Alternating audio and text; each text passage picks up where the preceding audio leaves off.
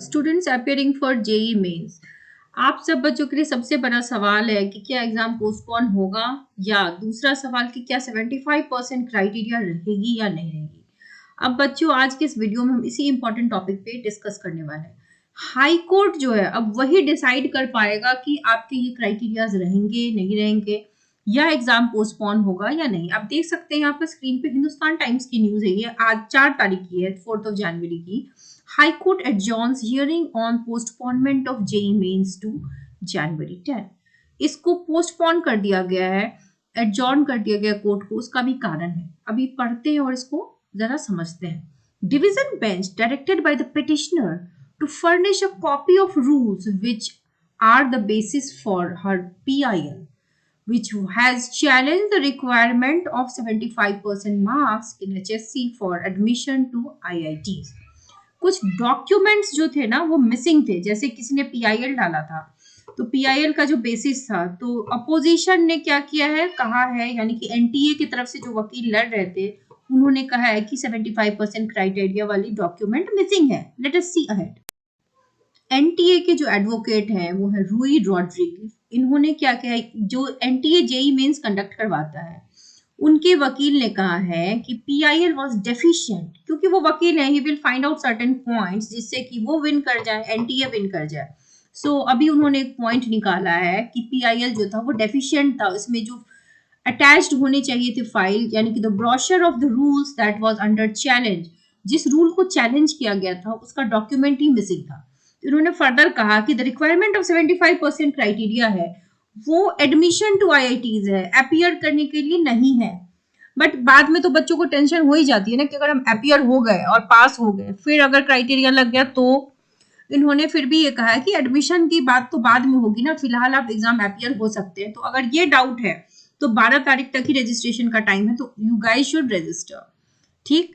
अब मुंबई में जो द बॉम्बे हाई कोर्ट है on Wednesday adjourn the hearing on the PIL means public interest litigation.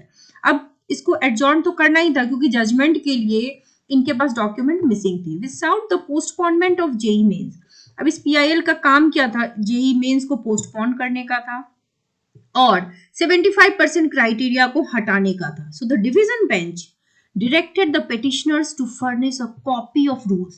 अब इस आपके तरफ से जिन्होंने PIL किया है उनको कहा गया है कि आप उस पेपर को जल्दी से जल्दी जमा कीजिए ताकि केस फर्दर प्रोसीड कर सके। ठीक है, क्योंकि वो यही चैलेंज किया गया है ना कि जो रिक्वायरमेंट ऑफ 75% क्राइटेरिया है वो गलत है। जो चीफ जस्टिस का बेंच है, bench of acting chief justice SV Gangapur वाला एंड जस्टिस संदीप मार्नी, ये सुन रहे थे इस PIL को जिसे फाइल किया था अनुभा सहाय ने।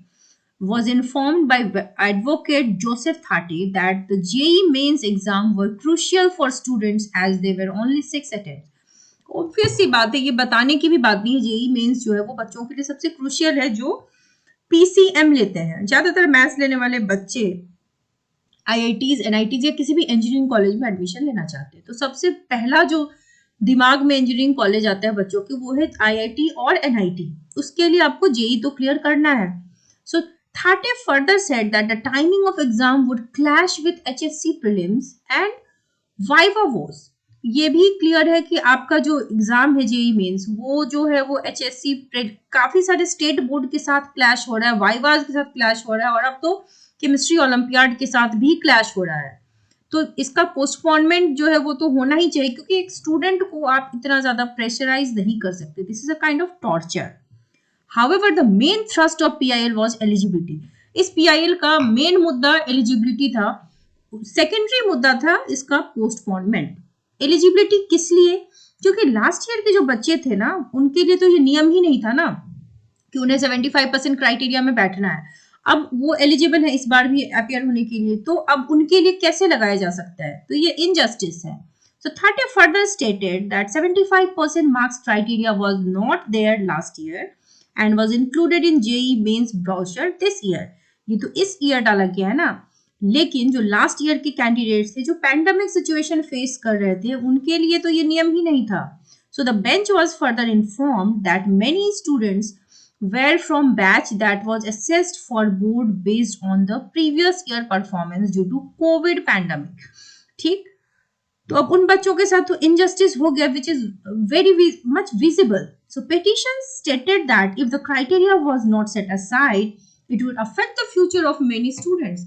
अगर स्टूडेंट के हित में एग्जाम हो रहे हैं, स्टूडेंट के लिए एग्जाम हो रहे हैं, स्टूडेंट हमारे देश का भविष्य है, आप सब इस देश के भविष्य हो, तो क्यों सेशन को प्रॉपर करने के चक्कर में अरे थोड़ा सा डिले कर दो, धीरे धीरे 1-2 साल में ये प्रॉपर हो जाएगा, उस चक्कर में. और 75% का क्राइटेरिया आप लाद कैसे सकते हो स्टूडेंट्स के ऊपर?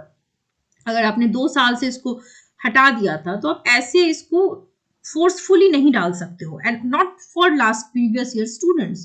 प्रीवियस ईयर के बच्चे जो बैठ रहे हैं इस बार, उनके लिए तो बिल्कुल ही वैलिड नहीं है. लेकिन एनटीए के जो वकील हैं एडवोकेट रूई रॉड्रिग, वो कोई कच्चे खिलाड़ी तो है नहीं. उन्होंने साफ साफ एक जो वीक पॉइंट देखा कि ब्रोशर मिसिंग है, ब्रोशर ऑफ रूल्स, तो उन्होंने वो बात लगा दी. अब इन्होंने फर्दर कहा कि वही बात कि एडमिशन के लिए रिक्वायर्ड है और एपियर होने के लिए रिक्वायर्ड नहीं है, ये तो बस कहने की बात है. सो इन सब बातों को सुनने के बाद जो बेंच था जजेस का, उन्होंने ये कहा कि अभी इस पे डिसीजन हम नहीं ले सकते अनटिल एंड अनलेस ये डॉक्यूमेंट्स जो है, ब्रोशर जो है वो जमा किया जाए, ताकि उस पर डिटेल में वाद विवाद हो सके. इसलिए केस जो है अभी ऑन होल्ड है.